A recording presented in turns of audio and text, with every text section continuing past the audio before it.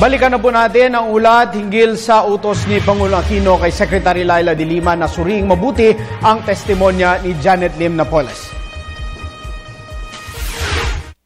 Ipinag-utos ni Pangulong Aquino kay Justice Secretary Laila de Lima na suriing mabuti ang testimonya ni Janet Lim Napoles, isa sa mga kinasuhan ng plunder kaugnay ng 10 billion pesos pork barrel scam. Sinabi ito ni Presidential Spokesperson Edwin Lacerda pag-usap ni de Lima at Napoles sa Makati Hospital. Even si Secretary Laila de Lima, in her briefing this afternoon, made it very, very clear that the statements of Ms. Janet Napoles will still be evaluated, and the facts stated therein would also be validated by the NBI investigation team.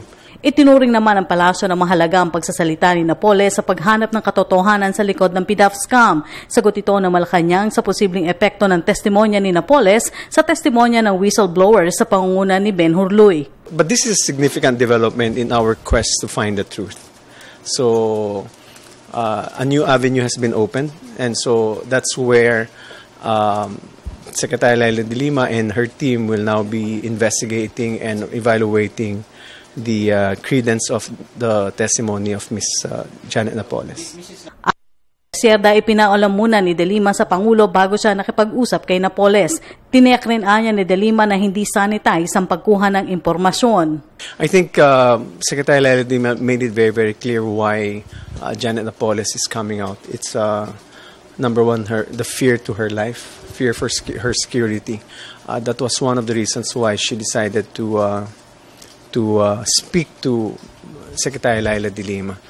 So, and whatever motivations that Ms. Janet Napoles has is only between her and is only with herself. So, ipinauubayan ng palasyo sa DOJ ang pagdetermina kung nararapat bilang state witness si Napoles.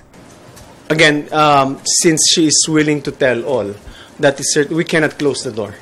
As part of the quest to search for the truth, all avenues must be explored. Again, the Secretary Laila de Lima has made it very, very explicit that there are no assurances for her to become a state witness. Para sa Telebisyon ng Bayan, Rocky Ignacio.